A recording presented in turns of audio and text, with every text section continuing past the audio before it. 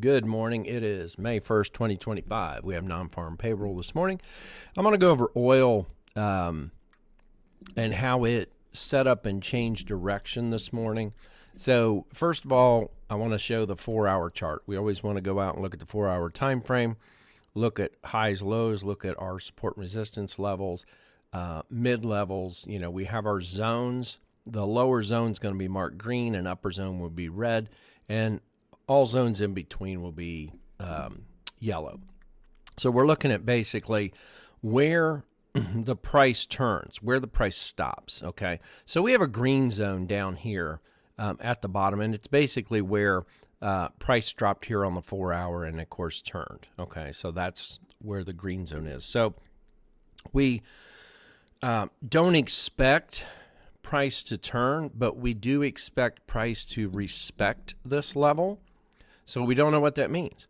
At the time it's going down to that level, we have no idea what that means. Is it going to, turn at that level? Is it going to briefly turn at that level and then continue down through? Okay, so we just have to err on the side of caution for that. Okay, so that's looking at the 4-hour. Now we're trading on a 3-minute time frame. So what happened this morning and through last night? Let me turn the indicators back on.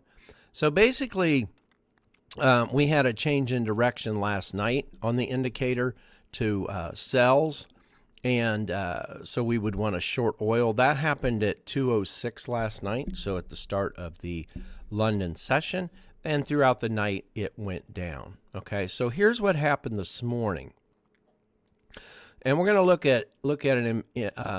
at every little swing, and there you go. There's that green zone down below us. Again, we don't know if it's going to make it to it, break through it. Is it just going to touch it and bounce off? We're always looking for structure. We're always looking at structure. We're always looking at what structures build up, which means we're looking at highs and lows, okay? If you're looking at structure, you're looking at the highs and lows, okay? You're looking at the bounces, and that's what we're looking at. So we get the pointer pulled up. Basically, again, we were on the sell side. So we were short. You would be shorting all night long. Every time a sell signal came up, the sell signal is going to come up after a pullback, okay? And it could be a big pullback. It could be a small pullback. Here you see a pullback and a sell signal. Here you see a pullback and a sell signal. This was the last one. So you never know if you're going to get in on the last sell signal and it just doesn't go the distance. That's why we close partial. That's why we look at the previous highs and lows. So we're always marking highs and lows. So when it pulled back in here, gives a sell signal, you have to look at the previous low, which is here. And you have to say to yourself, it may not break that low. That's the low that needs broken, okay? In order for a continuation on the downside, okay? So again, we get a sell signal. We had a sell signal up here, and you would have looked at this low. Okay, if I can grab that and put it there. So you would have looked at that low, sell signal. Okay, in order for it for continuation, we need to see it break that low, which it does. It breaks the low, tests it, pulls back down, doesn't break this one, tests that low back here again, and then finally goes through. So that's what we're looking for. We're looking to see if we're going to get a continuation to the downside, or is it changing direction? So on the downside, we're making lower lows, lower highs, okay? Low, lower high than up here, lower low than this one, lower high than up here, lower low, definitely, than down here, lower high. So when we got this sell signal, it's still making lower lows and lower highs. So you're thinking, okay, we could possibly see a continuation in the move. Okay, well, it pulled down and it turned and it bounced on the low. Okay, so when it bounces on the low, you're thinking, oh, well, this may not be continuing. Again, you might want to consider closing partial. That's why we close partials when we do. This actually came back up then and broke the high. You'll see that this candle closed right here above this high level. So at that point, you have to, again, this should cross your mind that it might be changing direction, okay? Because we have a low, basically double bottom in here, and then it broke above the high. So we know when it breaks above the high, we're getting what? We're getting a deeper pullback, because on this side, okay, on this side of that down trade line or trend line, okay? So as long as it's underneath this line down, okay, as long as we're getting sell signals, if we keep getting sell signals, we're using the down trade line. As long as we are under that down trade line, which it was, we're expecting it to be a what? Pullback. It's pulling back to that trade line. Now, we're expecting it to pull back the trade line and possibly bounce for an entry. We'd want to see a sell sign up here. We never got it, okay? So it did pull back up to that trade line and then give us a small pull down, and then but it failed to give us a sell signal. So you're not in, okay? And at the time, this right here was a retracement line up, okay? So at that time, as it's pulling back, you draw this from this point to this point. That's a retracement line up, okay? It failed to break that retracement line. Never did, okay? Never did. It pulled back here to test it, didn't break it, and then it ultimately shot up through the down trade line, okay? So let's look at what I've got marked here. So basically, over here, this first push down, it failed to break the previous low, okay? Now, we don't know that's a complete failure. You don't see this over here. You don't see this break. So if you got in short and it pushes down, again, you might want to consider closing partial. A lot of times we'll get in and put a pending order down here to close off partial. Let the market pull you out. Close out part profit, okay? And then you got less risk then at that point because this happened. It doesn't always happen. Sometimes it'll break and it'll go on. That's what we leave runners on for. Okay, so basically, again, when it pulls down and bounces here, we don't know that that's a failure to break. Okay, at the time it pulls down and we get a couple green candles here, it's a bounce. All it is a pull down and a bounce off of the previous low. Okay, it's not a failure to break. When price continues up and we get this previous high broke, well, now we could call that a fail to break the low. It failed to break the previous low. Now we've broken the high. We've made a new high. Because once it crosses that line, basically this wick up here, but once it crosses that line and closes up above that, then we basically have a new high. Okay, so it pulled up, pulled back, so that makes a high, pulled back up again, and then pulled back. That makes that a high, pulls up again, and then pulls back. That makes that a high. So it's continuing to make higher highs and higher lows, which is a bullish pattern, which we'd expect in a retracement, right? Because again, we're only looking at this as a retracement at this point. We didn't know that this was a failed to break, and it's not going to bounce here. This looked great that it pulled back to that down trade line and turned right on a dime, turned right there, okay, and pushed down. Looked great, but we didn't get a sell signal in here, okay? So your one, if you're in short, you're holding your runner, okay? And then when it breaks here, the trade line, so what happened was what? We get a failed to break because it broke the previous high, okay? And then it formed a higher highs. It was forming higher highs, came up, formed a higher low, okay, which basically is a bounce. This right here is a bounce off this low and broke the down trade line, okay? Pulled up a little bit, and then on this candle, you actually have a buy signal. So the power trade indicator gave you a buy signal. So there's your buy signal. You're either buying then or waiting on a little pullback. So it gave a pullback. If you want to look at this pullback right here, okay, it basically did what? Again, this was our retracement line. However, once price broke the down trade line, we're looking for this to become our new trade line.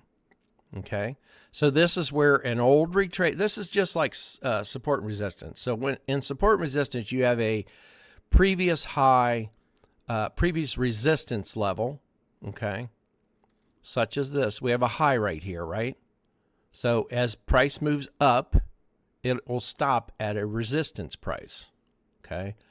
And previous resistance, you look for it to become future support in an uptrend. Well, that's what happened here. It broke through, pulled back, and we had a perfect bounce right at that previous high. And that's previous resistance becoming future support. It's the same with the trade lines. So as price is retracing, okay, up to our down trade line, once it breaks it, we have this retracement line. Once price breaks that down trade line and we get a buy signal, we need to see the buy signal as well.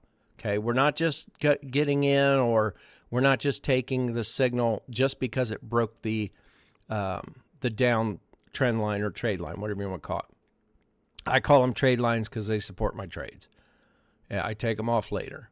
Okay, the 4 hour, that's when I'm drawing my downtrend lines and uptrend lines.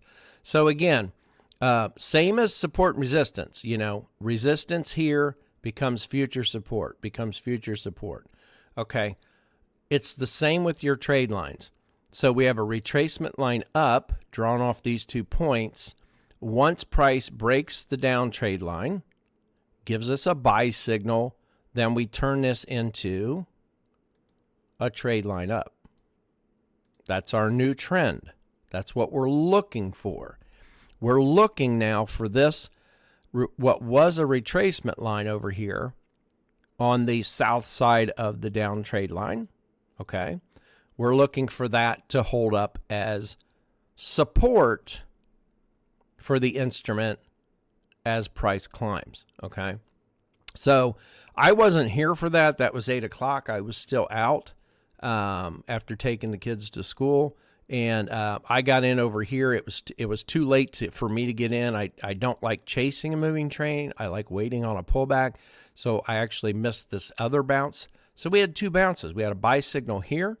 It pulled back a little bit deeper, so you would have been in the negative a little bit, but it bounced right at that level, okay? Pulled up a little bit, you'd have been in positive, you know, because you got in here.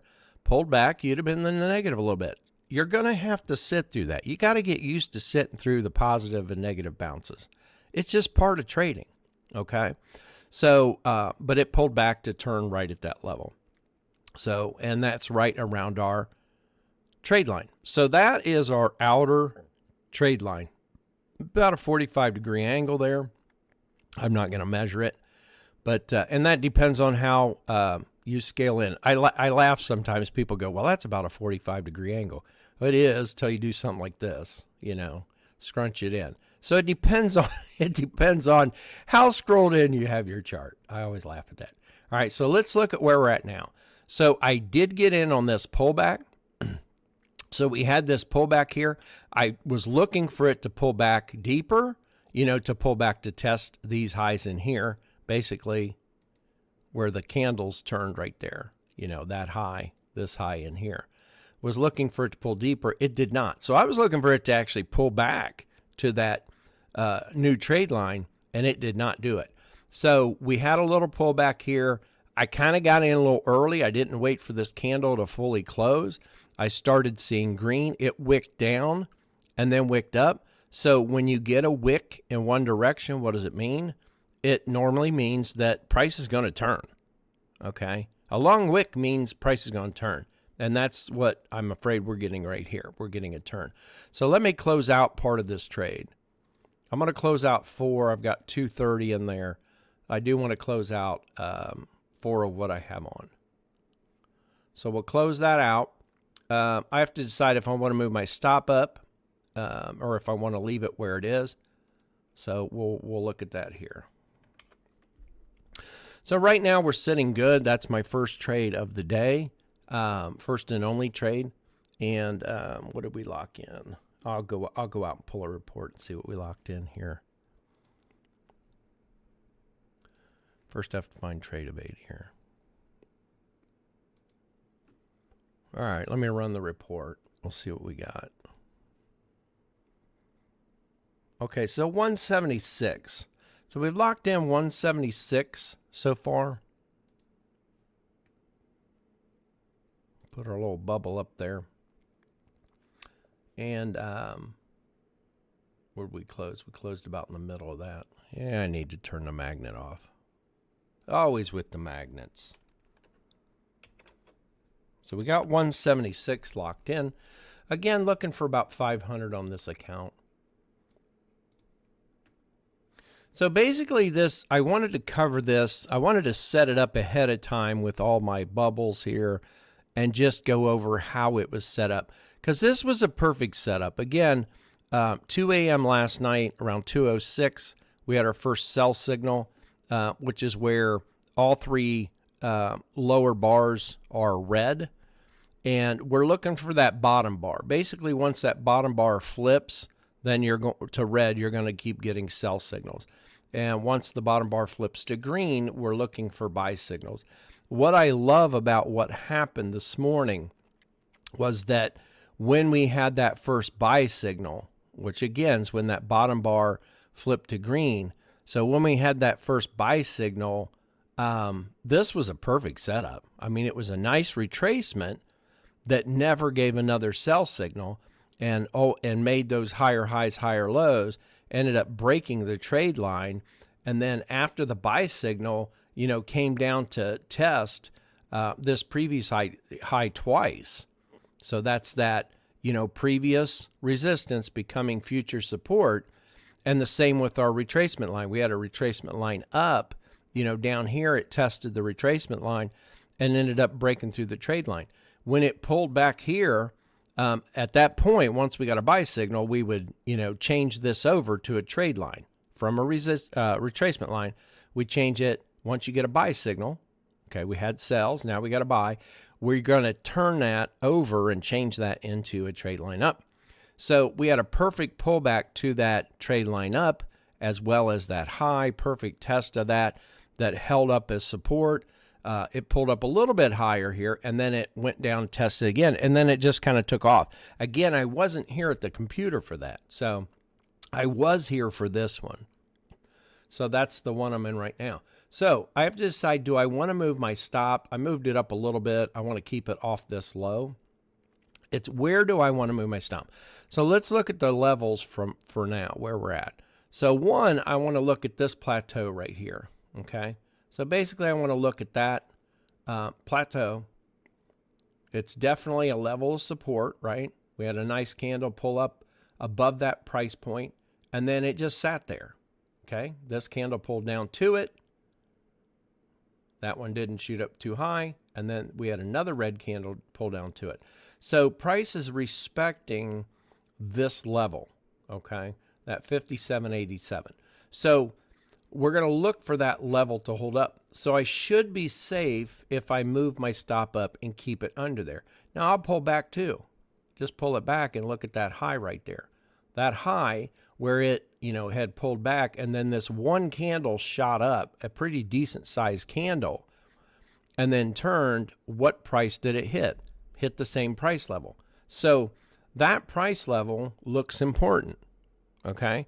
The instrument is respecting that price level, okay?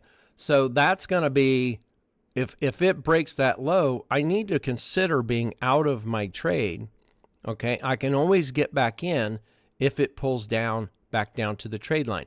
So I can move my stop aggressive and lock in a little bit of profit, and then that's what I have to look at. Is it worth me killing this trade potentially by moving my stop up that close if it pulls down? So what if all it does is this right here? What if all it does is it pulls down and hits that, okay?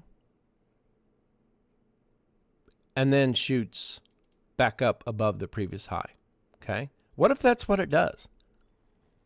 I will be taken out. So this is the scenarios you need to run, should be running through. This should be your thought process. So if I move my stop to that level where I just put it, and if price continues down, we get a retracement. Because what happens in the market? It doesn't just go up and up and up and up and up. You'll have days where, sometimes it'll just take off and start screaming. That's not normal. Normal, everyday market moves are swings back and forth. You get a move up, you get a push, you get an extension, you get a pullback, okay? So we've had minor, you'll get these minor waves, where we get a push up, pull back, up, sideways, up, pull back, right? Little highs, little lows. Eventually, you're going to get that deeper pullback. Is that what we're going to get? I don't know. But I got to be ready for it, right? I don't know if we're going to get a deeper pullback here to come all the way back to this trade line. I have no idea. But I need to prep myself, need to prepare my trade. So do I want to move my stop that tight? We're seeing long wicks in here. What did I say long wicks normally mean? Long wicks normally means a change in direction. It's been going up. Long wicks. I'm expecting a push down. Doesn't mean it'll happen. Doesn't always. So if I put my stop here, it comes down, stops me out. Okay. And then comes down here and gives me a bounce. Because what would I also do? As it pulls down, I would draw a retracement line.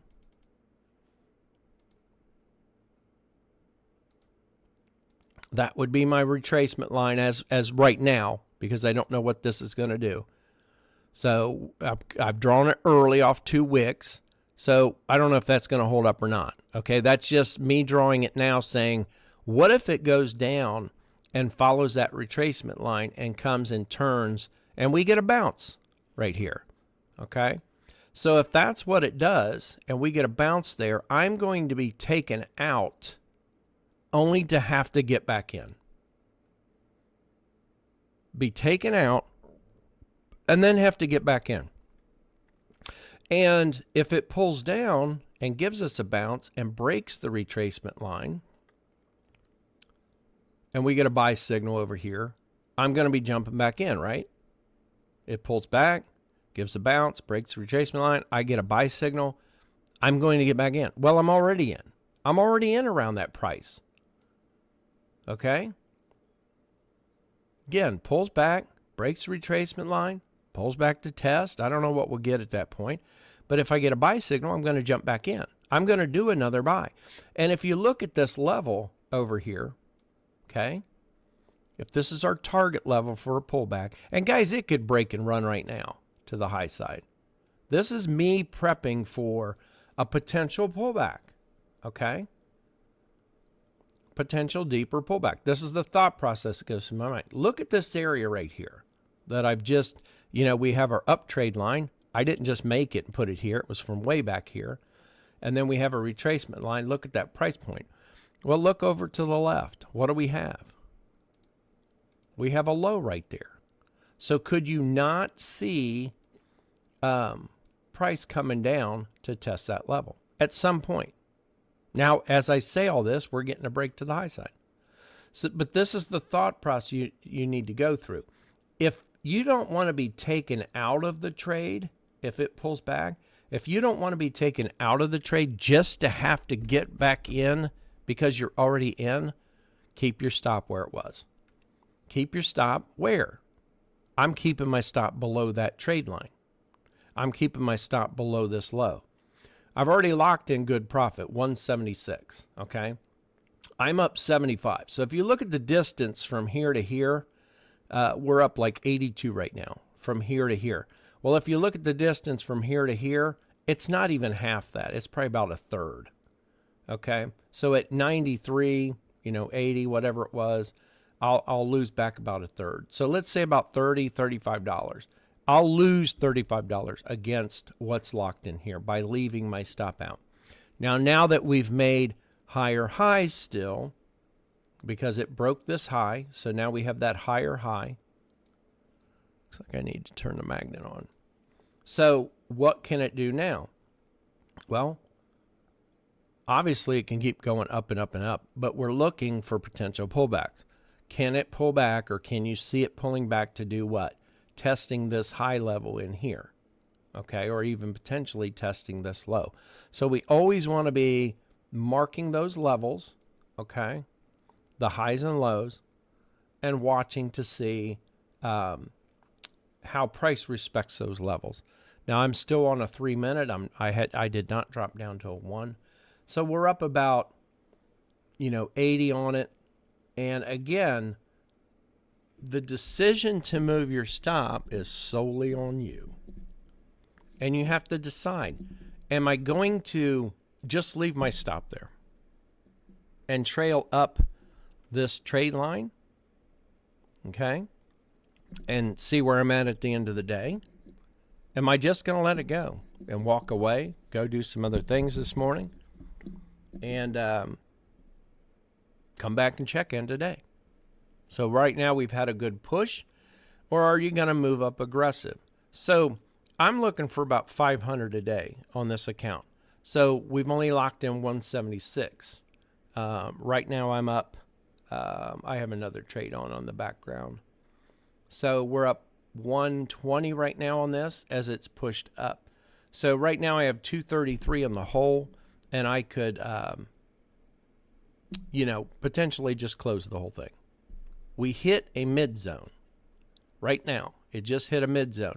So if we were to go back to our 4-hour chart, that's where we started at the 4-hour chart. That was our mid zone. I can't close anything off. I only have one contract on. So it's a shame I can't close any, because now it's doing what? It's pulling back. So we saw that 100 or 110, whatever it was, go back down to 90. So I have to decide, am I just going to trail that? Now, another way to trail your stop is obviously looking at the highs, lows, okay? And we're always looking at those. And you can move your stop up and keep it under the plateau, okay, the lows. See these plateau in here, lows. Price came down, held at that point. You can move your stop under that level. So you can always use the plateaus for your stop, okay? The other, when it gets really aggressive, you can use candle bottoms, okay? So with the candle bottoms, you can trail it 1 candle or 2 candles back. So right now, if my stop is down here, it's basically 2 candles back, the 2 green candles. If price pushes, okay, so if price pushes up above this high, okay, price pushes up above that high, well then I would move my stop here below this low, because we would have another green bullish candle if price pushes above that. So once price breaks the previous high and we get a green candle, you can move your stop up to the next candle. So that's another way of moving your stop. The other is to use this tool here, which is a trailing stop tool. I always adjust mine, and I'll show you how I do that. So what you want to do is adjust it, because this is not a tool to trade off of. If you do, you'll get a lot of this, where you'll get it changed to blue, you'll buy, and it'll just go and reverse on you. So that's not what we use it for. We use it for nothing but a trailing stop. So what I like to do is adjust it to here, okay? On the left side of the trade line, okay, over here, we were a what? Selling, selling, selling, selling, selling. That's it. We didn't buy until it crossed the trade line. So this is our buy signal. That's the first one. So I like to try and sync this tool up to where it changes from orange to blue around that buy signal, okay? And you got to kind of go, it goes off the average true range, so you got to kind of play with it. Right now it's on 1.5. Watch as I switch it to 2.5. Okay, see how the little buys that were in here went away? Okay. Let's do 3.5. So 3.5. I don't think we're going to get it. I think it's going to stay down here because of the nice move up we had. But that's what I like to do. I like to switch it over to where it takes out the buys that were over here. Let's do 3. Let's go back to 2.5. I think 2.5 is the right setting. Because, again, I had it on 1.5. That's what it defaults to. And see how we have the buy here that didn't pan out? Okay? And then when it switched back over to blue here, well, that one stayed in play. So you want to switch it over, and I like to go full increments, so it would be a 2.5. So by switching over to the 2.5, it's stayed orange over here, okay, as it pulled down, and then switched over to blue as what? As price broke that previous high. Remember, we had a double bottom here. We had the fail to break the low, and then it broke the high. So when it broke the high, that's what we've switched this indicator to. And we're using it for a stop only. That's all. We're not using it for buy and sell signals. We're using it for stop placement, trailing stop placement. Okay. Now, it is in the power trade indicator on a new version, so I'll have to put that out. But it is because I know some people, depending on your subscription to TradingView, you might only be able to put a few indicators on your chart, depending on your subscription. So that's why we've taken that trailing stop indicator, and it is now in the power trade indicator inside of it, and then you would go actually turn that on. So what we're looking for is where would we place our stop using this tool? Okay, basically I like to keep it 1 or 2 plateaus back. We're looking at the flat areas. Okay, and you can see where I got in here, where I got in, right? There was a plateau back here. Again, your stop would be what? Below that low, basically. Okay, as it moves up, you would move your stop between. Now, I like keeping my stop in between the 2 plateaus.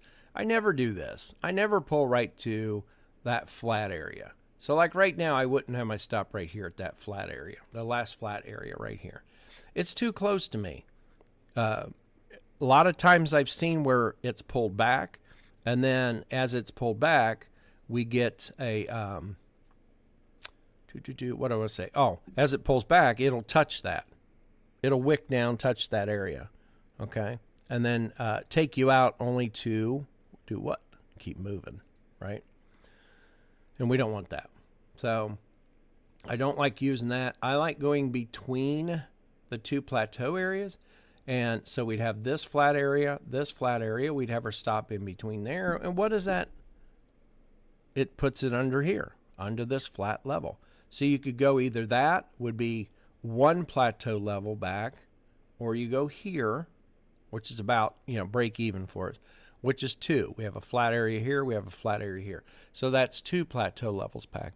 Or we have the option to leave it where it was, right? Leave it below the up trade line. So those are your options on stop placement. You have options. You have to decide which one are you going to use? Which one's right for you? Not one of these is right for everybody. Everybody has their own risk tolerance levels. Okay? How much you're willing to leave on the table. Are you willing to take a loss? We've only locked in 176 here on this. So I'm willing to take that little loss. If I leave my stop back here where it was, I'm willing to take that loss. If I'm not willing to lose anything against that gain, well, then I need to move my stop to break even. I might get stopped out. Look overall. If this pulls back all the way down to come down here and test the backside of this retracement level, and let's move our target up. If that's what it does, and pulls back to that level and bounces here, pulls all the way down to test the backside of this retracement line and test that trade line up, well, then I'm going to be stopped out. I'm not going to like that. I'm going to be honest with you. I'm not going to like being stopped out right here And then if it bounces, okay, I've seen it too many times. Is it going to happen that way? I don't know, but I've seen it happen way too many times, right? Where price pulls back. Right now we're getting a pullback, and it's right now it's about to this previous high over here. Are we going to get a bounce in there? Does that right there mean it's going to continue? If it pulls back and bounces there, does that mean it's going to shoot up past this high? No, it doesn't. We don't know if it will. Okay. So what if it does this?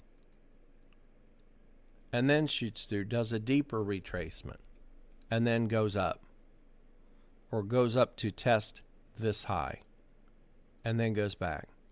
Okay? So again, you look at all the scenarios of what could happen. And then from here, it could go back up to test this high, or it could break. Okay?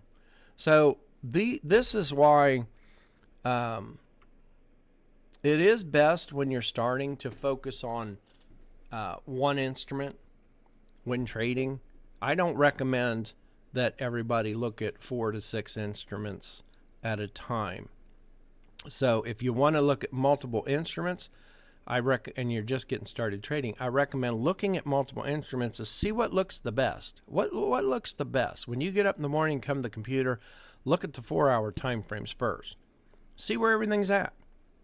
What looks like it could potentially be the best setup for the morning, okay? What do you like looking at, okay? If I come into the market and look at NASDAQ and it's all over the place, I'm going to shut NASDAQ chart down, okay? I'm not even going to consider trading it. If I come into the market and look at oil and it's up and down and all over the place, not going to consider trading it, okay? Now today, I considered trading oil because look at what it did over here. We trended down. And then again, it was in this setup phase right here where we were getting that change in direction.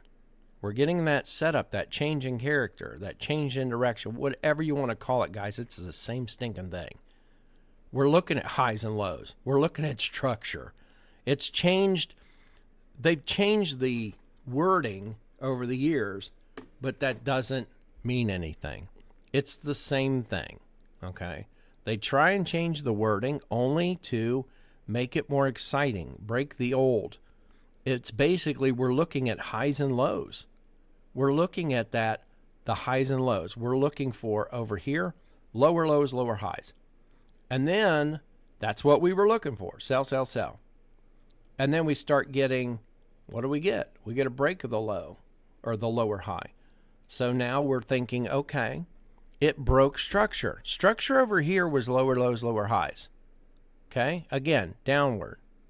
We were shorting. We had sell signals coming off the power trade indicator. Sell, sell, sell. That's all you're doing. Then when it finally broke a high, because you see how steep it pulled away from the down trade line. So we know it's going to pull back eventually.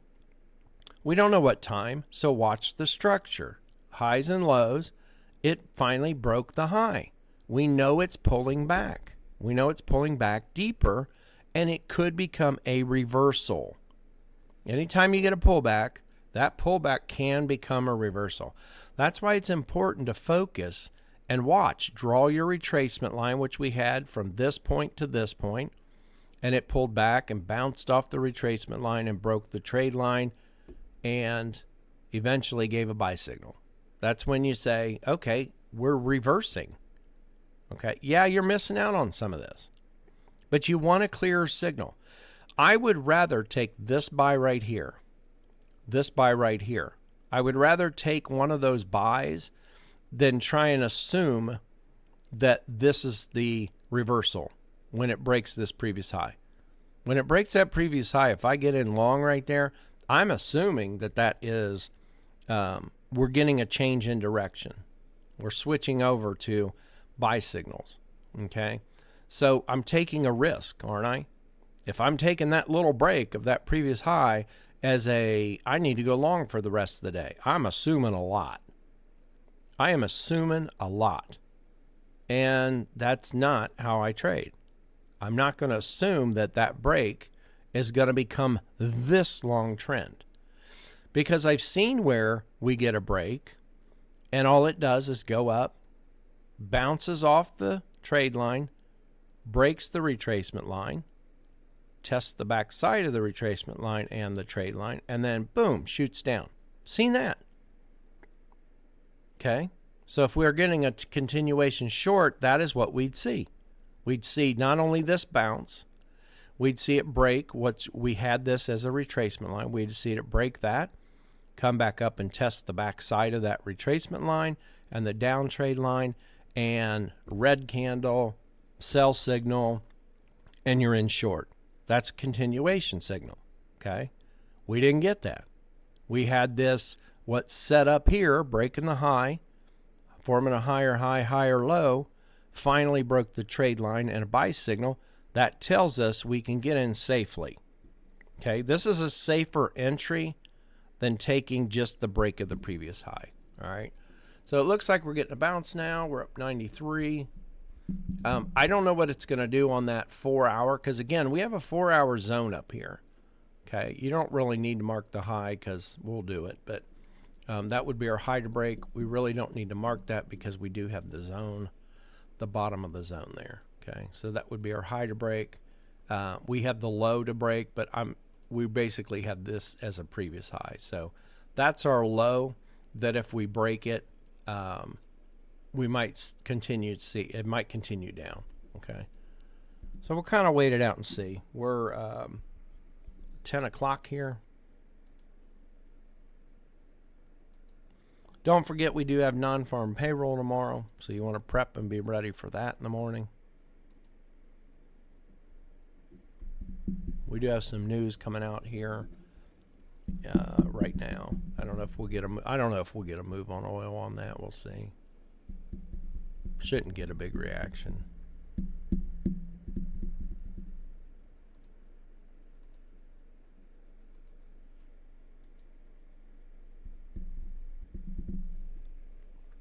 So basically, we're looking for that bounce.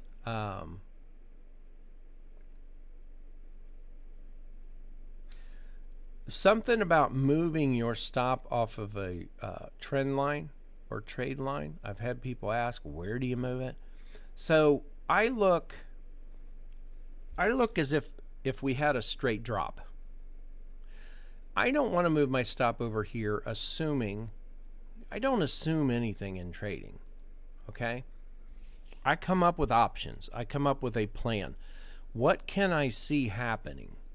Okay, I don't want to assume that, this is a retracement. It's going to retrace back to here. I'm safe moving my stop to that level. That's a pretty big assumption. Have you ever seen a candle that just drops straight down? You ever seen a big candle that just drops straight down, takes out several levels? I have. I know you have. You've had to. If you've been trading for any length of time, you've had to have seen big, large candles that come through and take out several levels. So what I like to look at is when I'm keeping my stop down outside of a trade line, you have to look at where price is right now. What candle are we in right now? This one. Okay, what do we got? We got about less than a minute left. All right, so let's say the next candle opens, and again, look at a price drop all the way down to the trade line. If you want to look at the trade line, your trade line or trend line as being a safety line for your stop. If that next candle opens and we get a huge drop only to bounce at the trade line, my stop is safe here. Now, we know the market moves in waves. And that's why you'll see most people say, well, okay, what if it's it'll trend down a little bit. So it's pulled back. Let's say it's pulling back a little deeper. We see red candles. We see a break of this low. We actually see it break this high over here, and it's down in here. So it's nice to think that it's going to pull back gradually. But again, that's assuming you're assuming it's going to follow this path. It's nice to project that and plop a target on the chart and say, well, that's what I think is going to happen. However, you get the unplanned candle that shoots straight down. Okay? On that, you didn't plan on it. It goes down and takes you out because you have your stop up here because you think, well, if it moves gradually down to that level, then I should be safe here. So again, if I'm using the your trade line or trend line in order for stop placement, I look at if the candle drops straight down. If price drops straight down to that trade line, this one candle goes down, where's my stop safe? If it only drops to that trade line. Because if it breaks through the trade line, then we assume we might be getting that what? Change in direction, change in structure, like we had over here. Okay, it broke through the trade line, and we're looking to see what happens. It comes up and makes a higher high than this one, but then gives us a buy signal. Okay, so at that point we say, okay, we're safe to get in. So that's what we're watching for over here. So you have to decide. If I say I want to move it off the plateaus, you know, we got a plateau here, I'm 2 levels back. I have some resistance in the, or support in the way, right? We have this previous high here that kind of held up here. We have this previous low here, okay? We're below all that. We have this plateau right here, this sideways movement of support, okay? If we have our stop below that, then we can set, I consider that to be way safer than if I have it up here off this current low. But where am I locking in more profit? I'm locking in more profit having my stop up there, okay? But if I want to let it go, I'm leaving it back. So I'm going to leave mine a little better and break even. I'm only putting it, I would put it here is where I'd like to put it, but it shadows the order. And if I touch the chart, you won't be able to see it. So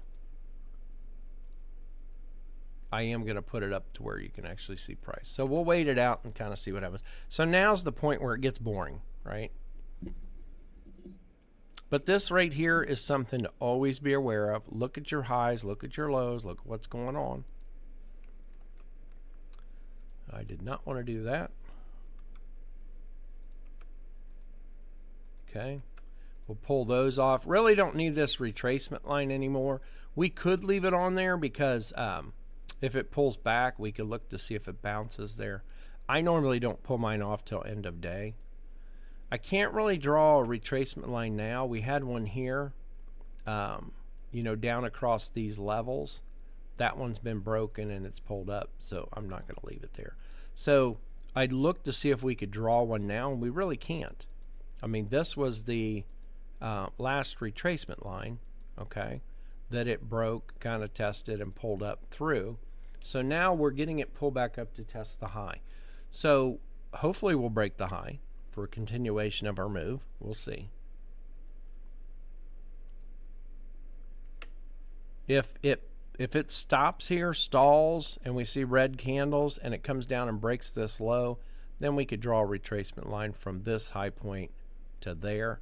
But that remains to be seen. So don't be quick to draw your retracement lines and trend lines. I covered this yesterday, where some people will sit there and they'll draw a retracement line like that, and then it gets broken, then they move it up, and then it gets broken, then they move it up, and then it gets broken, and they move it up, and guess what happens here? It gets broken again. And is that really a retracement line? Okay, so what's happened is, and I've seen this happen a lot on the 4 hour, the 4 hour and 1 hour specifically, where pretend these are 4 hour candles, okay?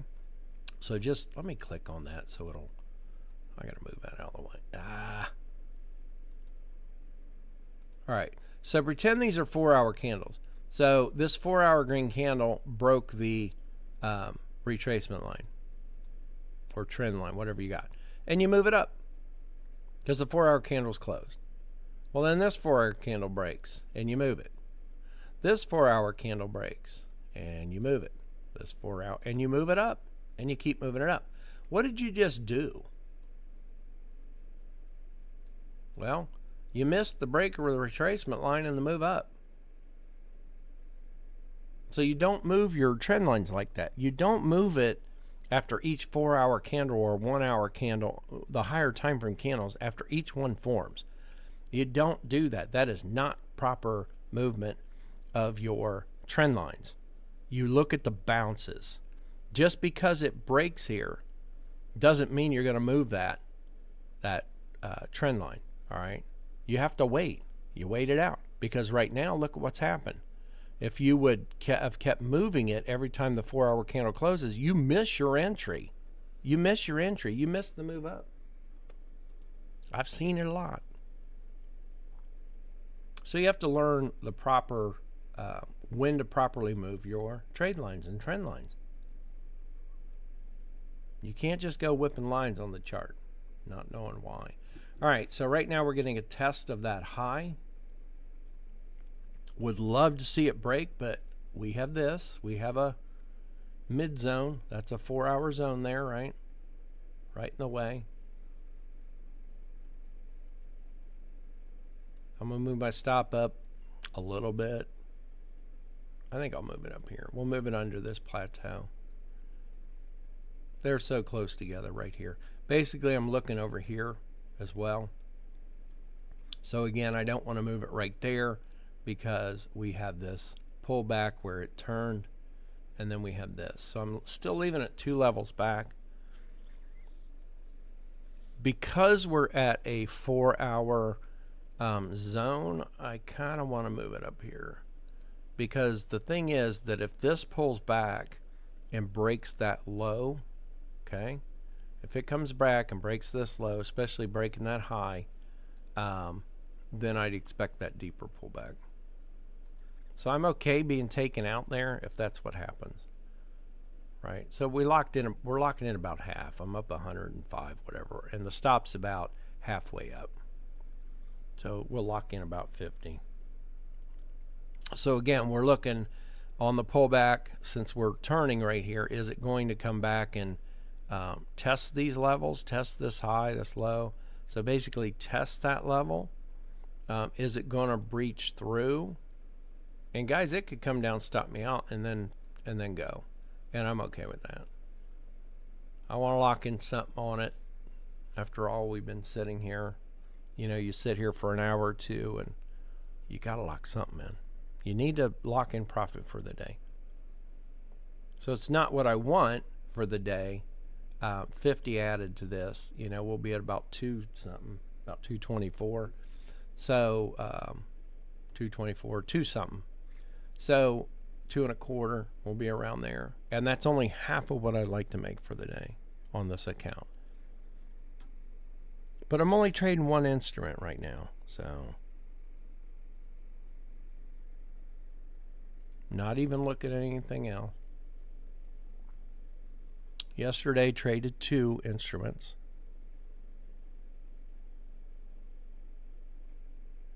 I like to, once I do, I don't want to call them predictions, but once I do my analysis and look at what could happen, you can either leave them on your chart or take them off, move them off to the side, whatever.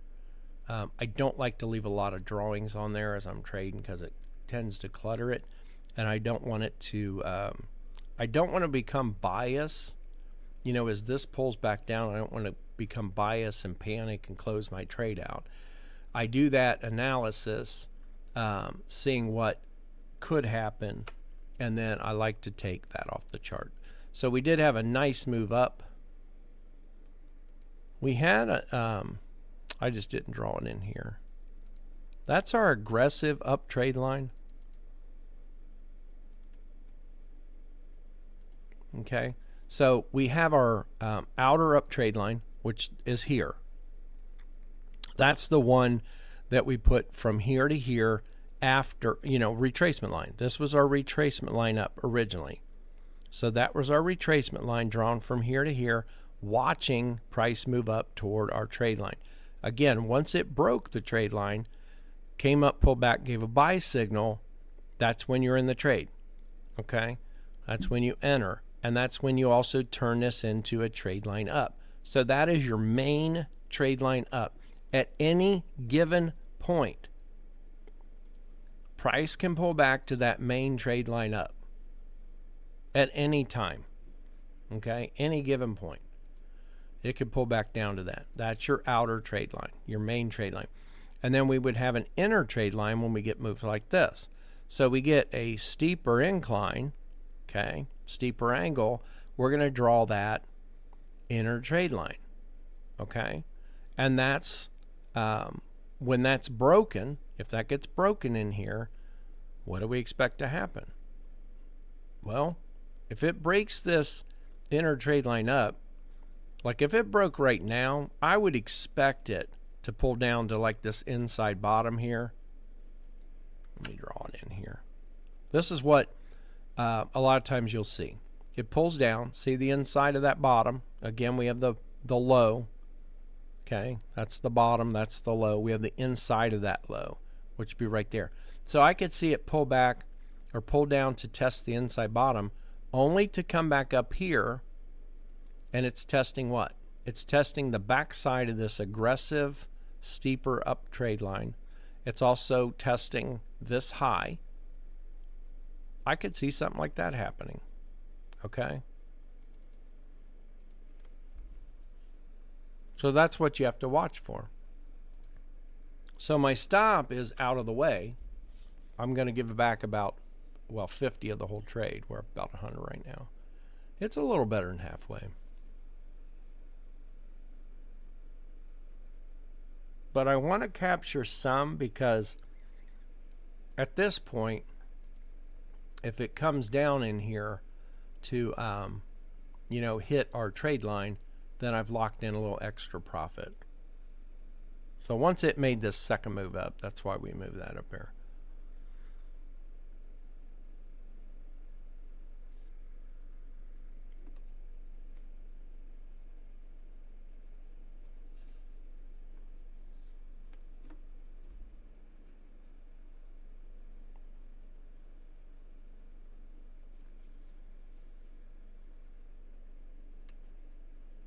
So now it's just a waiting game.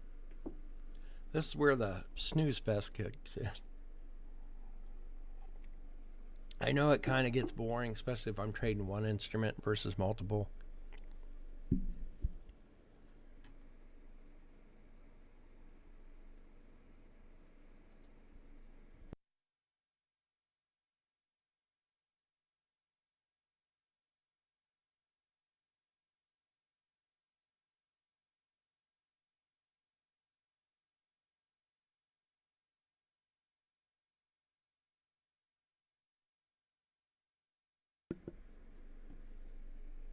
All right, so you're just going to wait it out.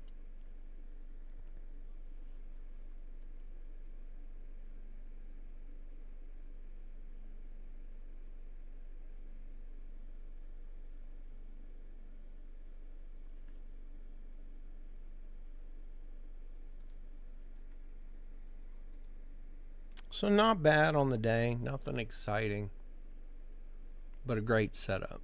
Now, I wish I would have got in earlier, guys. I got in here, but I was gone.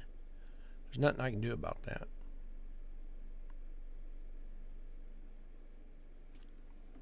And sometimes it's hard to see stuff on your phone.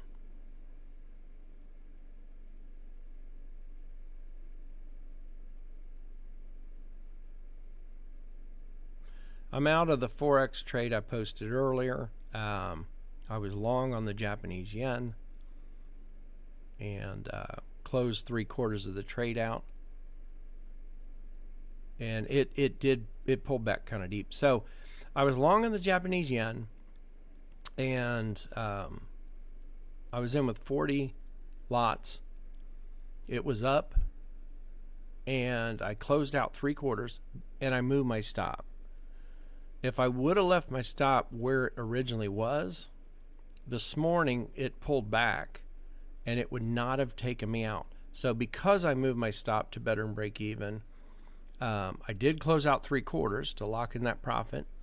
And then it pulled back to stop me out at my other 10 lots out.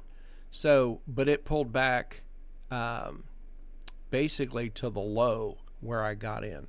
So again, if I would have left my stop on the 10 contracts or lots where it originally was, I would not have been stopped out because it's moved up even further. So yeah, it is what it is.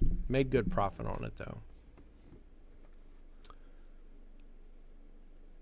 All right, so right now it's breaking that. Now, again, this is what I call, this is more of a time break, meaning every 3 minutes we have to tick over a candle, and this is not necessarily a price push.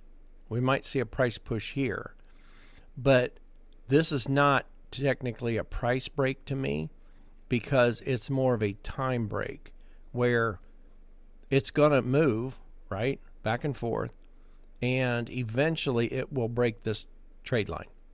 Eventually, as it moves, it's going to break this one. If I leave this one on the chart, eventually it's going to get through there. If it just pushed sideways all day, the rest of the day, moving into the night before non-farm, well then it has to go through the line, right? If it just goes sideways, it over here somewhere, it has to go through that line.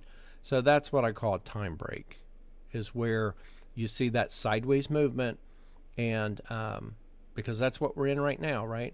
We created a high, we created a low, went back and tested that high, and now we're shooting down to that low.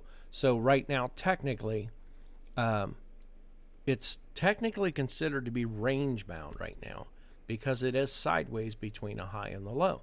That's why we always mark what? We always mark the highs and the lows. Always mark a high and a low.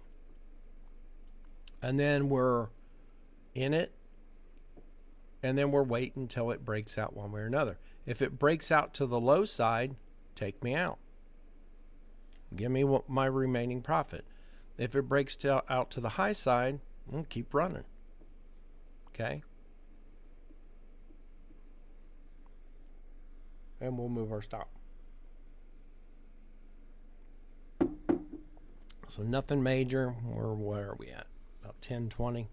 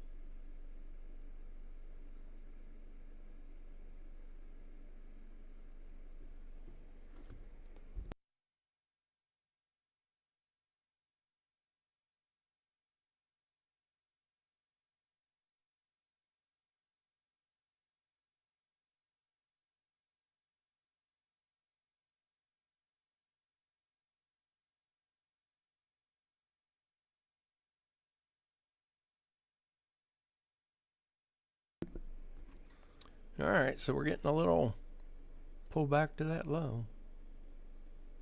And it may bounce back and forth for the rest of the day.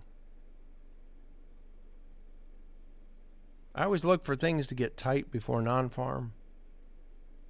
Consolidated, sideways movement. So as you prep for non-farm tomorrow, always make sure to go out to your 4-hour time frames, because a lot of times you will see during non-farm, you'll see price take off one direction or another, and sometimes they will hit a 4-hour level and stop. 4-hour price level. So definitely make sure to go out on your 4-hour time frames, whatever instrument you're trading, and draw your zones, your trend lines, your 4-hour down trend line, your 4-hour up trend line, and then your 4-hour support resistance levels, as well as your 4-hour support resistance zones.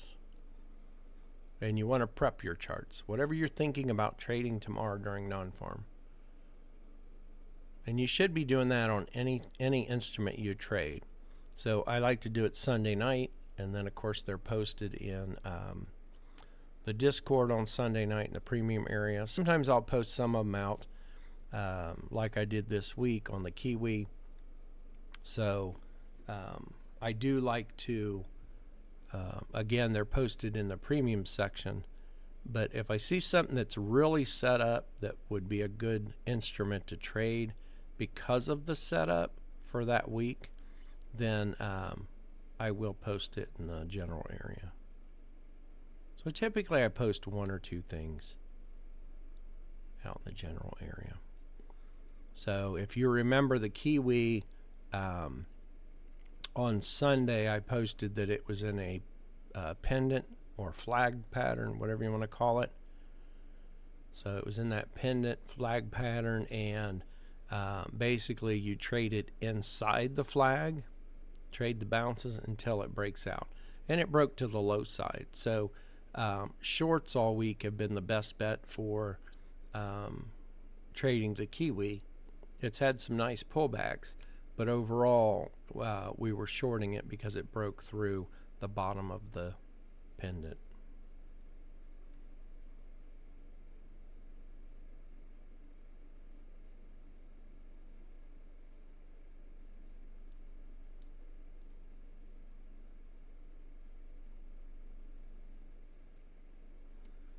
Right now we got that, of course we had that break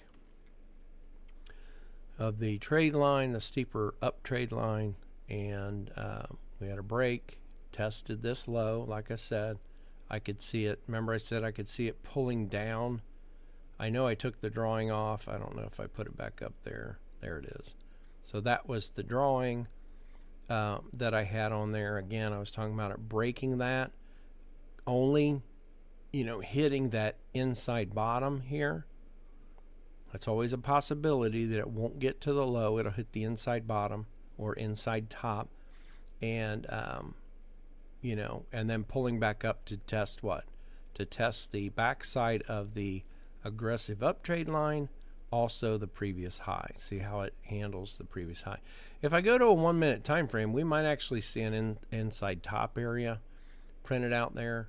So if you look at this swing up right here, look at the bottom of this red candle, and that's pretty much where that turned. Okay. So we've gotten that. We got the break. We got the pullback. We got the break, the bounce off the inside bottom. We got the pullback to the trade line. And now is it going to continue to push further? Okay. That would be option one, for it to continue to push further.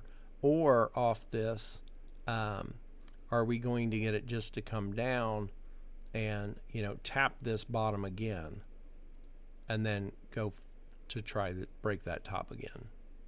And it'd possibly either go through and break at that point or bounce again. So those are the two scenarios I'd run through on that one.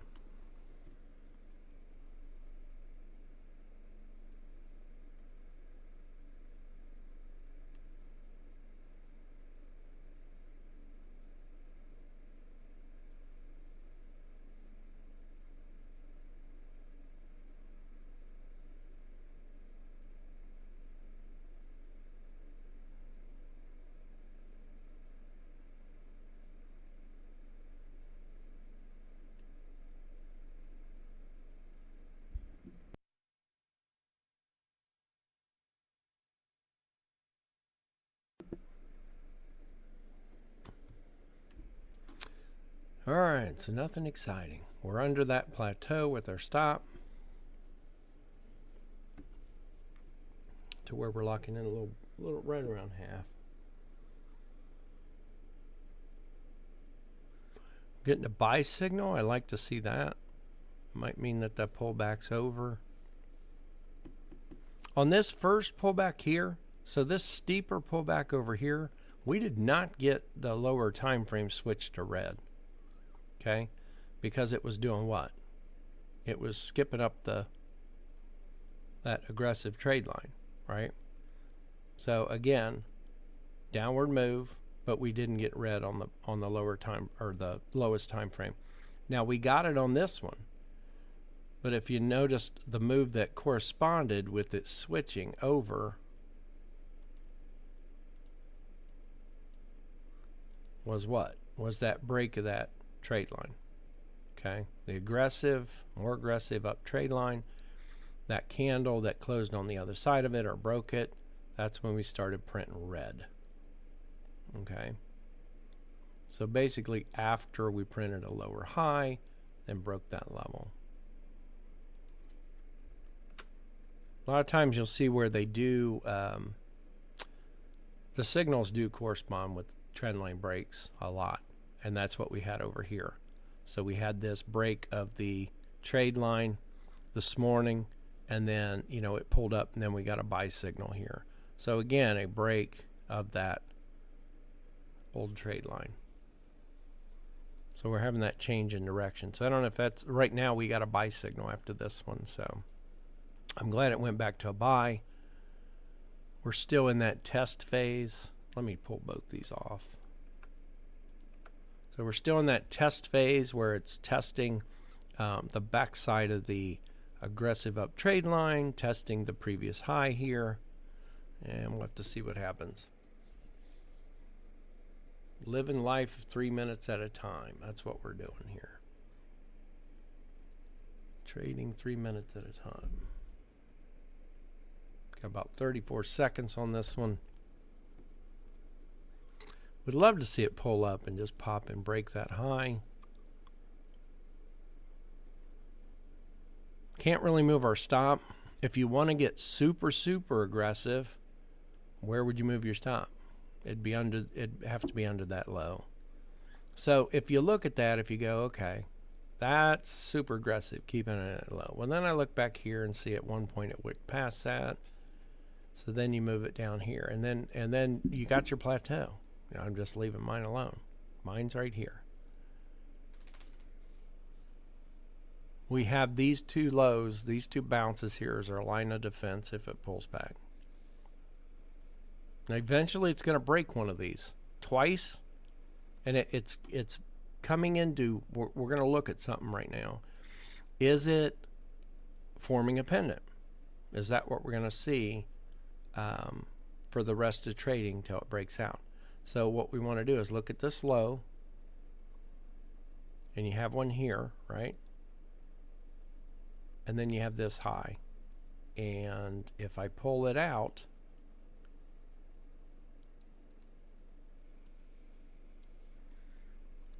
so we have our two lows. We have a low and a higher low. We have a high. We have a lower high. That's how a pendant starts forming. You're getting higher lows, but you're getting lower highs. So there is no direction. Okay, right now there's no character set up. There's no directional character set up to know if this is still bullish or bearish. Okay, right now we're still holding our long. We're still holding our runner. We have a buy signal. That's great, but it is forming a pendant. It could break out of that at any point in time.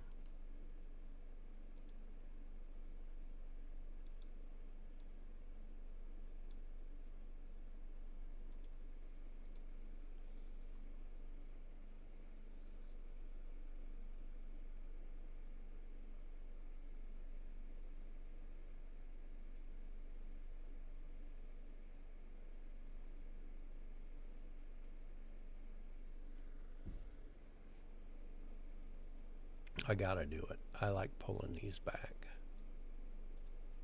I like squaring up the back side of that flag. That's just me. That's my little quirk.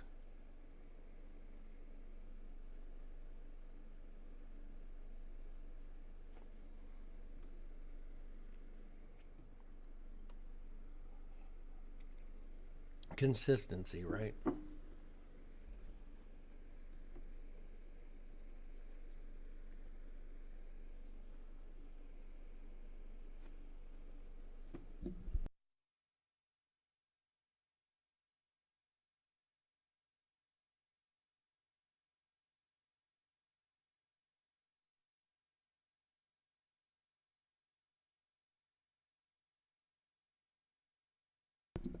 All right, I'm going to let the dog out. I'll be right back.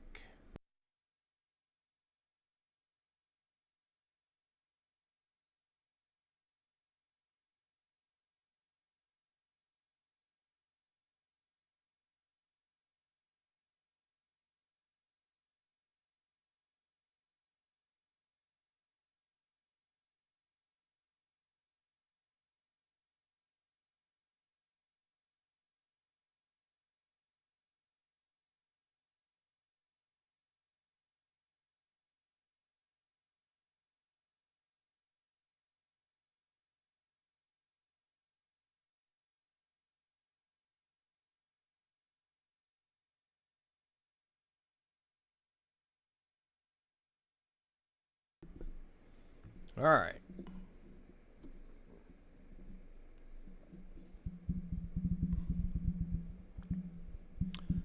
It's hitting that top again.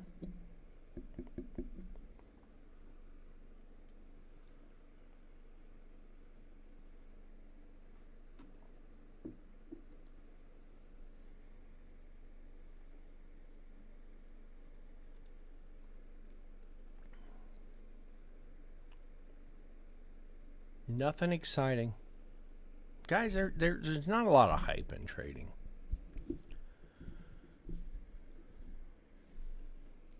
You need to trade consistently, have your rules in place, follow your rules,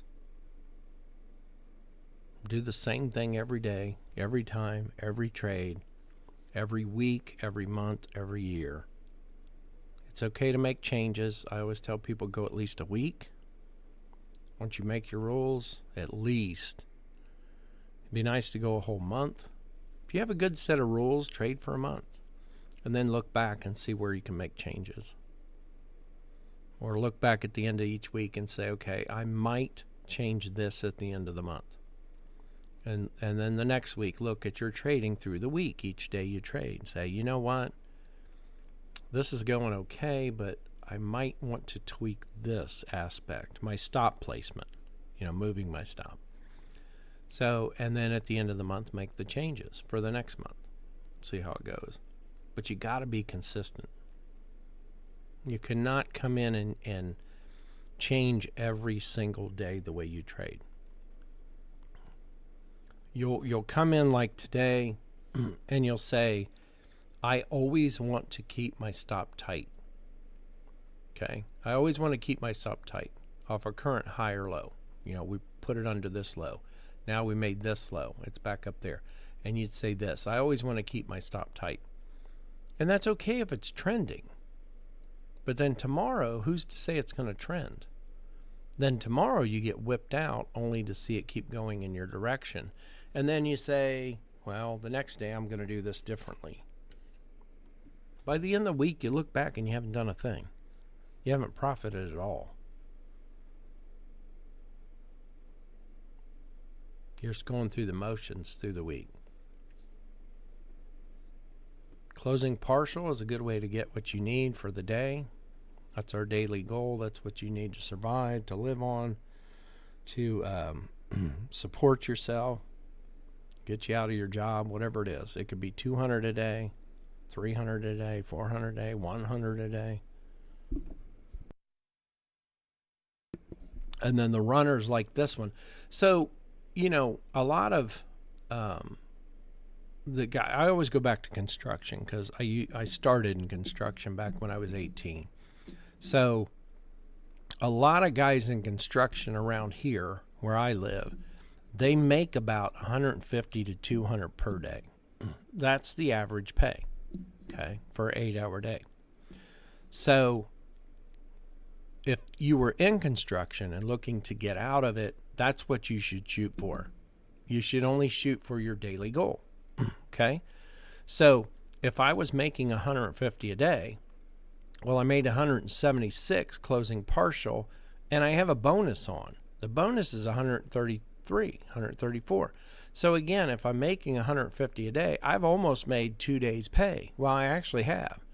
If you're making 150 a day, we're over 300 right now. So we've made 2 days' pay. Okay? Made 1 day's pay on the initial closing partial. And then we have our bonus runner. And the bonus runner is locked in a full another day's pay. Now, I look at this as my runners as a bonus check at the end of the month. That adds up. It also covers losses. So this is 127 toward my monthly bonus that you're going to get at the end of the month. That, again, is a monthly bonus check, but also covers a couple things. Covers losses or covers a day where you can't trade. You got a doctor's appointment. Something happens. Okay? You got to go out of state. You got to be with family. Whatever reason. So if I were to close this out right now, again, if I was making 150 per day, that's my goal, and I close this out right now because tomorrow I couldn't trade, I'm okay with that. I have 2 days worth of pay toward my paycheck. So again, that's how I normally, if someone comes to me and says, man, I want to make the big bucks. I want to make, I want to make $10,000 a day. Well, let's start here first. Let's start making your daily goal first before you start, YOLOing and going for broke and throwing on all your contracts. Let's start just with your daily target. So you have to go backwards. Look at what you need to make per year. Divide that by 12. That's what you need to make per month. Divide that by 4. That's what you need to make per week. Divide it by 5 trading days if you're trading 5 days a week. If you can trade 5 days a week, then you're going to take your weekly and divide it by 5. That's what you need to make per trade per day. If you can only trade 3 days a week, you're dividing it by 3. And you're trying to make your weekly paycheck in 3 days, 3 trade days, which is easy. You just might have to do 2 trades a day instead of 1.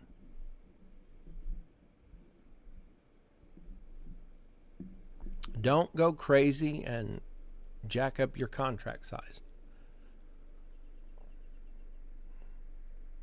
So there's a video out there, I think it's in the training video section, that is like 0 to 90,000 in a year. It's basically this right here. Looking for $200 per trade, $200 per day, doing it for 3 months, and then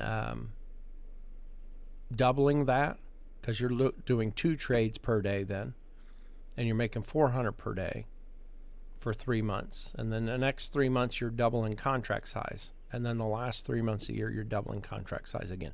Because once you get consistent in trading this way and taking trades, it's just a matter of increasing your contract size. We're looking for a second trade. And you could do it either way. I could trade this, 1 per day, looking for 200. Okay? And we've locked that in. We got 176. And where my stop is, I've locked in, about $50, let's say. So I'm definitely over my 200 per day, if that's what I was looking for. And if I'm looking to double that, I can either have increased my contract size, and instead of getting in with what I got in with 5, got in with 10, closed out 8, and left 2 runners on. Or I look for a second trade, either in this instrument or another.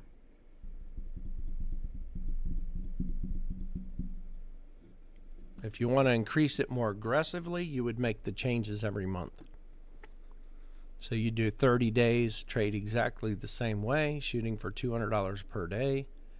And then the next 30 days, you're shooting for 2 trades like that. And then the next 30 days, you'd increase your contract size. It doesn't have to be double. So if you're using 5 contracts, closing 4 at partial, leaving 1 runner on like I did here, you don't have to double it the next, go 3 months this way, and the next 3 months, you don't have to double it. You can, instead of going 5, go 7 or go 8.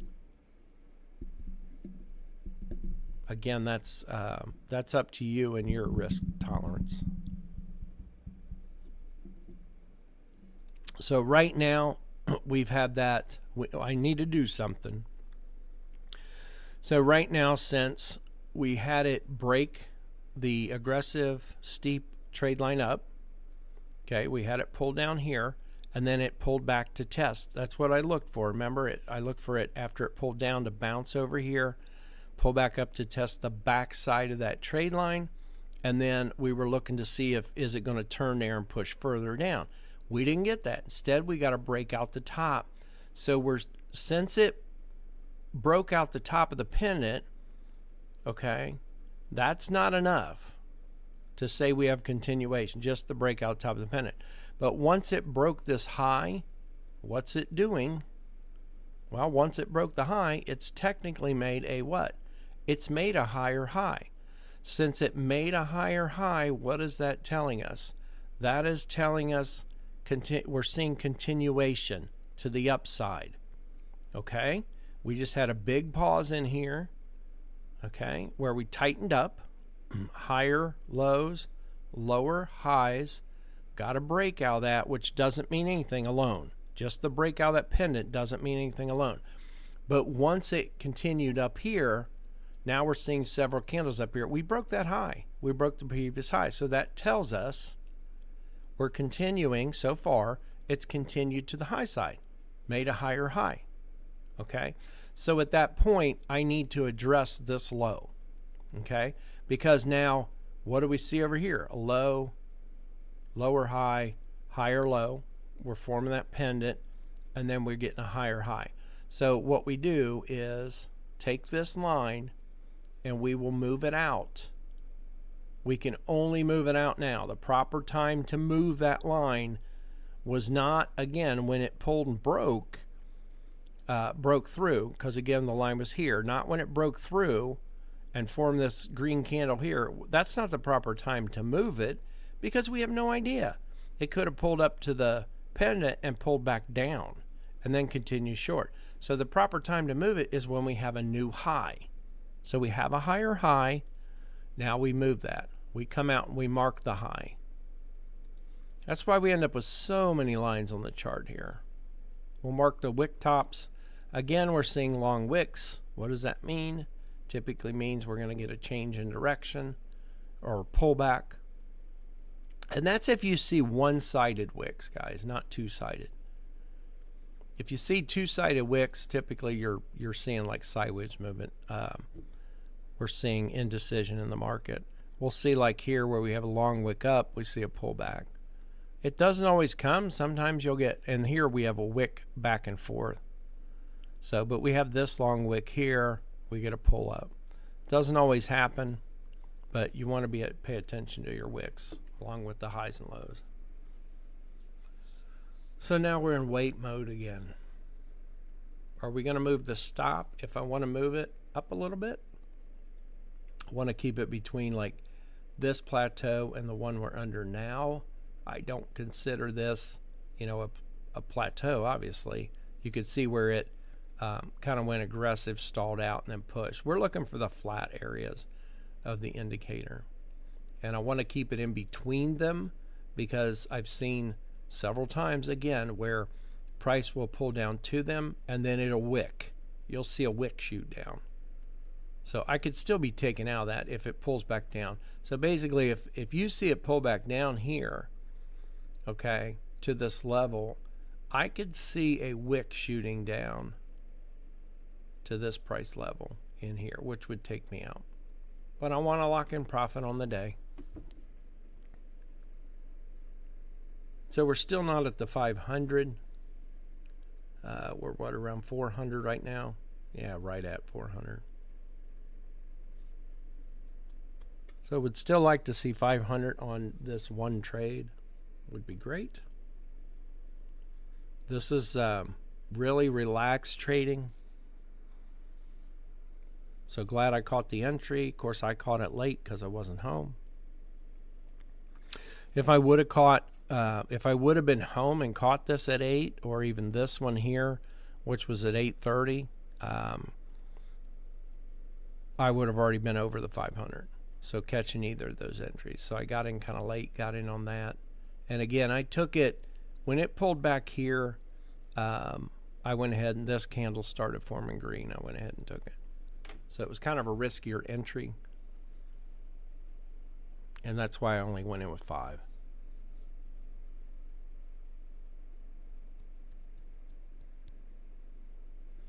So we're getting a pullback test to that top of the pendant, also our inner, more aggressive trade line. I used to mark these. I don't mark them anymore. I think I've even taken the template out. I used to have them marked as inner trade line, outer trade line. Just know if you see two like this, one's an inner line, you're more aggressive, and then you have your outer trade line that at any time it could go back to.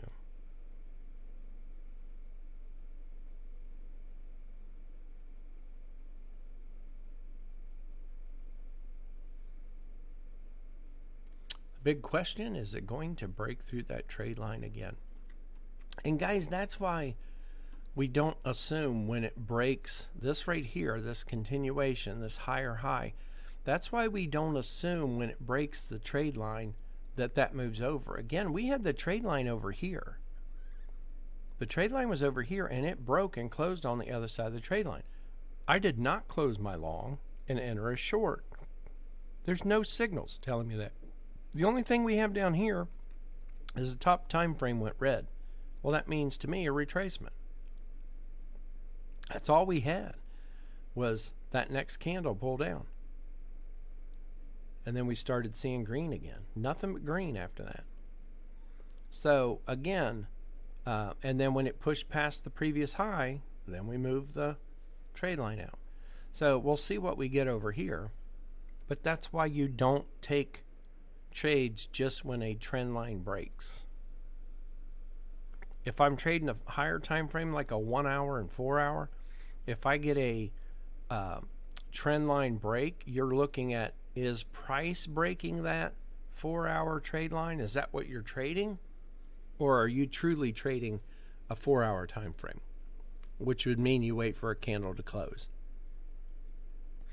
I had someone that was telling me they were using they were trading the 4 hour time frame, and a 4 hour candle closed on the other side of their trend line. So they had an uptrend line, 4 hour candle closed on the other side of the trade line. And I said, oh, so you're taking that trade when that candle closed?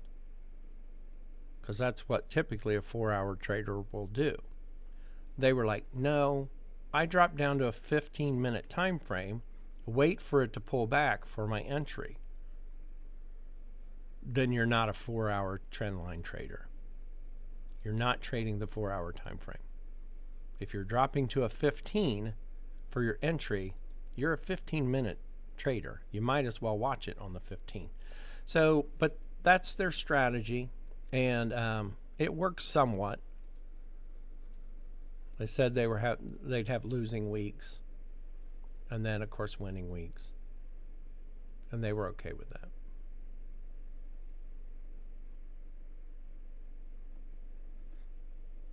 So it's okay to do that. Look at one time frame, drop to another, and for your entries. All right, so it's breaking through the trade line. So again, I'm not jumping out. We've got our stop where we wanted to move our stop. It's kind of aggressive where I have it because I have it just under that low, but basically I put it between the two little flat plateau areas on the indicator, the trailing stop indicator. The biggest thing if you're using that trailing stop indicator is to adjust it again to where when you see structure change, okay, in the instrument, so you'll see the movements and you see structure change like we had over here. So we were downward, we saw structure change over here, right? Then we adjust that trailing stop indicator to where it turns the opposite color. So we had cells over here, we want it to be blue over here instead of orange. So we adjust it because the way it come out with the 1.5, remember we had blue in here and then back to orange. So it was flipping back and forth. So we have to adjust it to where it looks cleaner. And then that's what I've found when using that to be a better setup on this indicator. So it uses the ATR again, but I sit there and I'll adjust it to where it changes color when we see the change in direction or change in character. All right, so there's our bigger pullback right to that plateau area. If I would have had my line right at that flat area, I'd have been taken out. So again, it doesn't mean that the bullish move is over yet, just because we're seeing it break that trend line, because that's what we saw over here. Okay, again, we had our trade line up here. This red candle broke it, but yet we still saw it crawl up the back side of that trade line. Okay, so again, red candle broke it, but that one signal, that red candle breaking, does not mean does not necessarily mean it's over, and it didn't. It trailed up the back side of that line, and you'll see that a lot. You can leave that line there if you want, but we have to adjust it, or you'd have to draw another one. So that's what we're seeing now. We're seeing a pullback. Right now it's around the inside bottom. Now, since this is starting to change, this trail indicator, we have to wait till this candle closes, but more than likely, this is the end of our move. We'll see. It's almost 11 o'clock. We have to wait for this candle to close, but if this candle closes and that line stays orange, then it's going to pull back deeper. It might pull up first, but I think this is going to be that deeper pullback we get. So I'm happy with where I'm at on the day.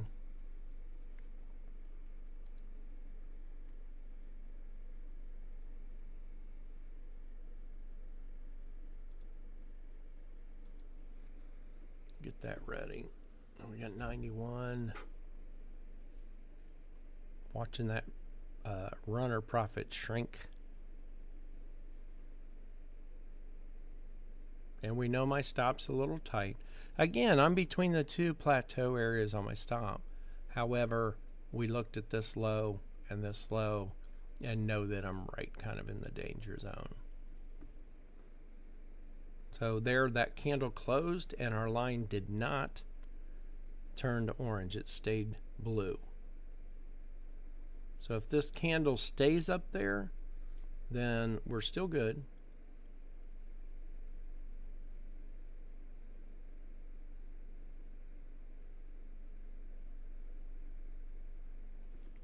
Something to look at on this, we have our high, our new high to break up here.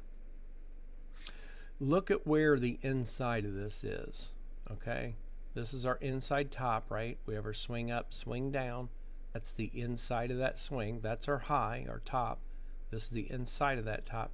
Well, look at where the inside of that is, where that red candle came and closed. It's basically right at that high. So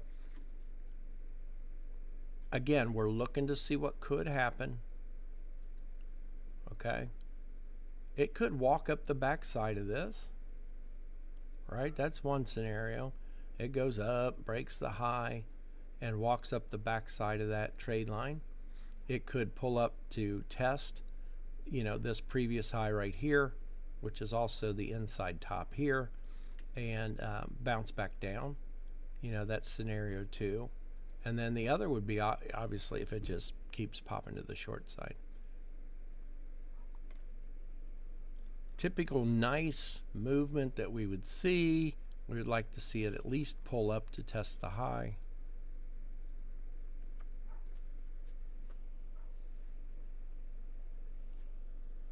We'll keep this going for a little while longer. I think we started after 8:30.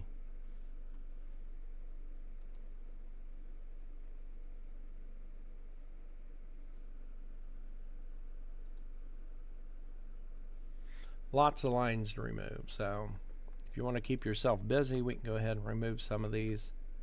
Don't really need all these on the bottom. At some point during the day, you're going to want to go through and delete your lines, take them off there. I'll leave these ones here as we're still in this area moving up.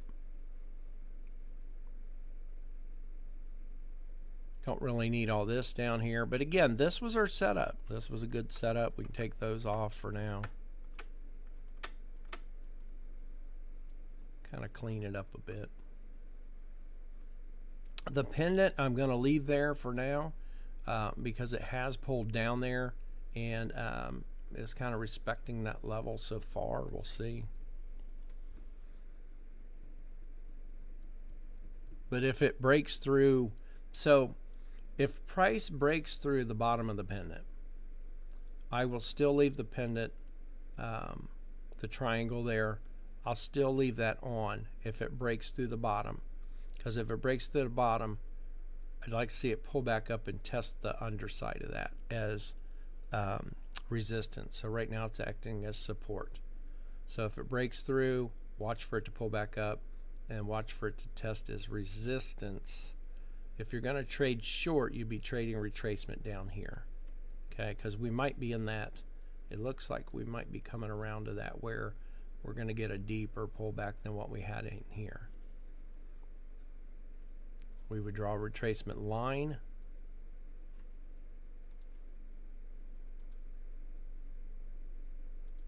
Let's draw that and see what that looks like.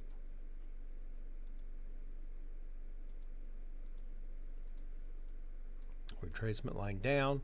This is starting to switch to orange. Again, it's not an indicator to trade off of. However, since it looks like it's switching to orange, that would mean we'd get a deeper pullback. We don't adjust the time frame. Once you're in a trade and you've adjusted it and it works with that time adjustment that we've done with our buy signals, we leave it alone for the rest of the day. And then we'd have to look to add that and change it basically after you're in a trade. After you're in a trade and you have a good up trade line or down trade line, that's when you put it on and adjust it. So we're getting that deeper pullback so far. What do we got? We still got about 3 minutes. Well, less than 3 minutes for this candle to close. I'm expecting it to wick me out. Okay with it.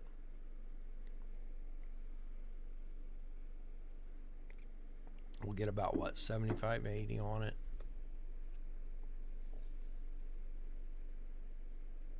So we'll be around 250 on this trade.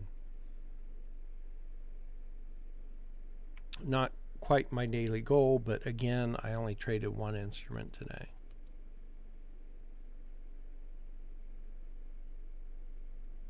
Saving my energy for tomorrow with non-farm, and I'll be doing 4 instruments. I'll probably have 6 up to begin with and check out before non-farm, kind of see how they're set up. Look at the 4-hour time frames, scan. I'll be scanning, at least 6 instruments before non-farm, looking at setups. And then more likely I'll just have 4 up. So today I went for something a little slower, just doing 1.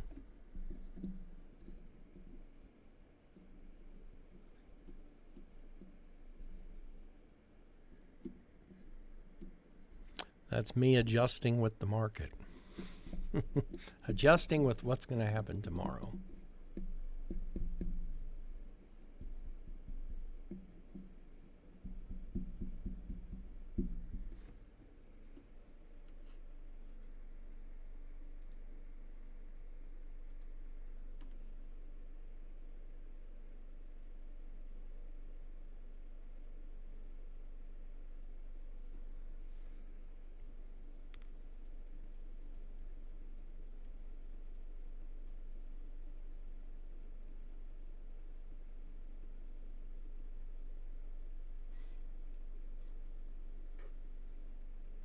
So far that's held up.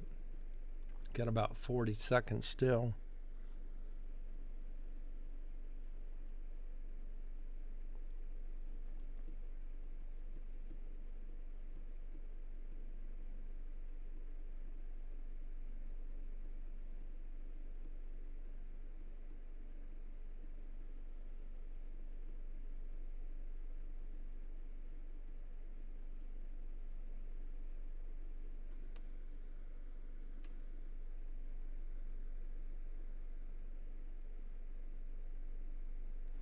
You look at something like this and you say, well, how could I capture more profit?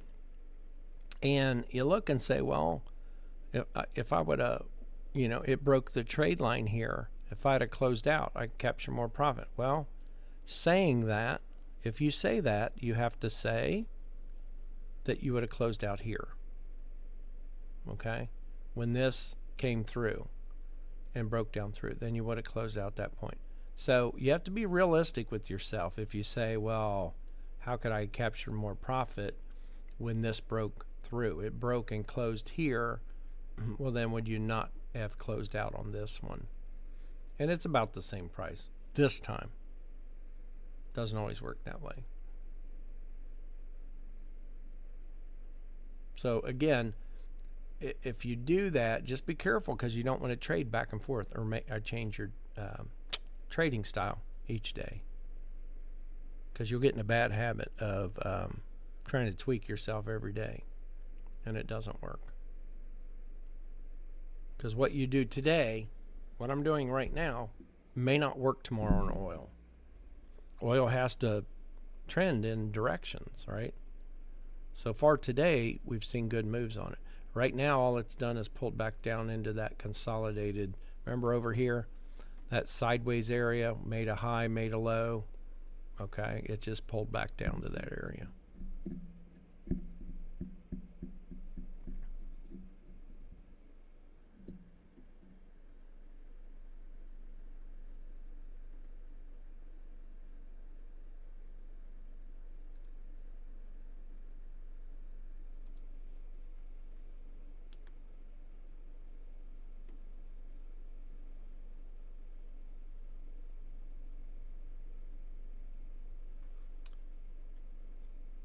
Hopefully it's not using my order as a... I like that it hasn't taken me out yet. Just kind of like waiting for the inevitable to happen.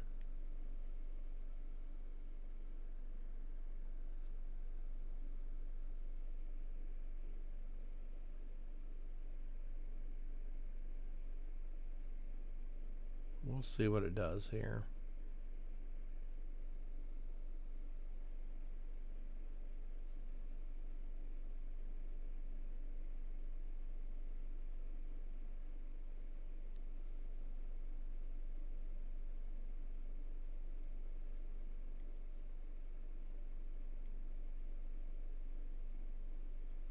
Now see how that's orange now, and it's kind of staying orange. So we should see a little deeper pullback. It could pull back up first.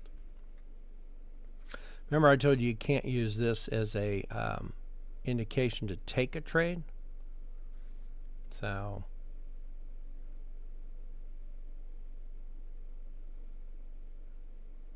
but since it's turned orange, we may be getting that deeper pullback. We're looking at our indicator on the bottom. It'll line up with it, or should line up with it right now, because we've adjusted that time. So see how we had the upper time frame turn to red, and then here we had the middle time frame turn to red as well.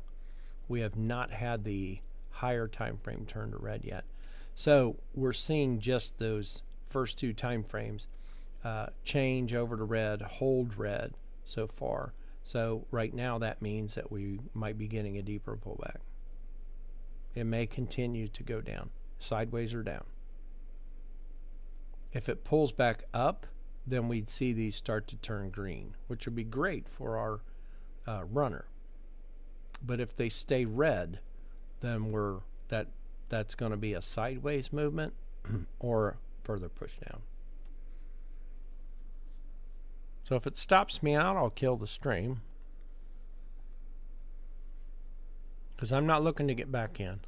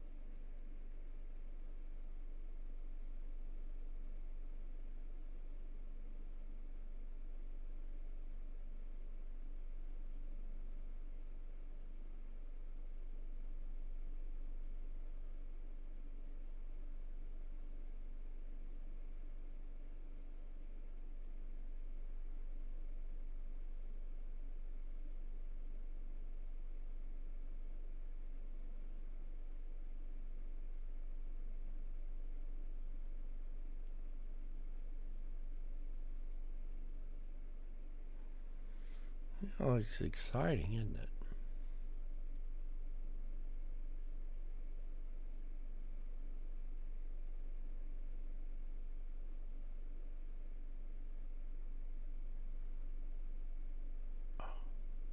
Okay.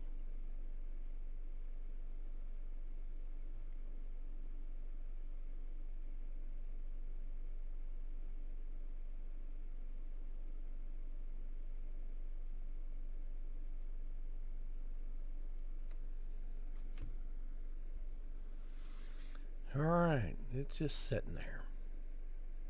There's another candle open. We're still red, of course, on the upper and middle time frame there. On the bottom, the power trade indicator. Why? Because we're moving sideways. That's done nothing but move sideways and a little bit down. So we're staying red. We would have to see a push up. If we see green candle push up, then these might turn back to green. It's going to take a move first. There we go. We're out. So let's pull a report and see what we're out on our runner. We got 76 on the runner. And we were out somewhere on there.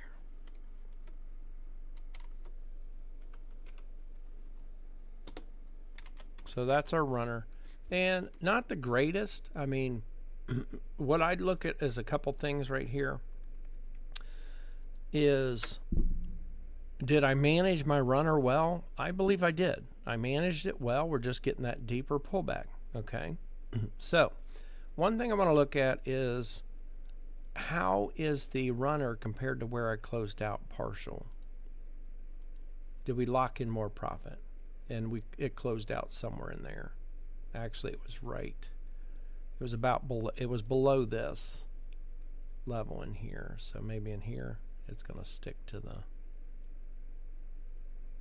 So maybe right in there is where our runner closed. So we only locked in a little bit more profit on the runner. Well, no, we didn't. We locked in a little more than that. Take this out of the way. So there's where we closed out the first four, and here's where we closed out the runner, or where the runner got taken out by the market move. So it did lock in a little bit of extra profit on our runner, not much, but on the runner we made more than if we would have closed it out over here. So if I would have closed it out over here, the whole entire trade, then I would have made less on the day, and then I would have been out earlier, granted, but then, and I wouldn't have been sitting through all this, okay? But if this would have kept trending up, I would have missed it, okay? So that's why we leave the runner on. Eventually, we're going to be taken out. So hope you enjoyed today, and tomorrow, don't forget non-farm. So definitely, go out to your higher time frame. You want to go out to the 4-hour time frame and look at what is what's going on, where it's at, because overall, like I said, we saw this drop to our 4-hour zone right here. So that's our lower zone. That's why it's green. And we saw that drop to the lower zone only to do what? What do we see it do? It dropped to that lower zone down here. There's the lower zone, only to go back up to a mid zone and then failed to break through it. Okay, so definitely need to be aware of your 4-hour zones, your 4-hour support and resistance levels, and your 4-hour downtrend line and uptrend line. Okay, you need to draw those as well. So hope you enjoyed, and I will see you tomorrow for non-farm.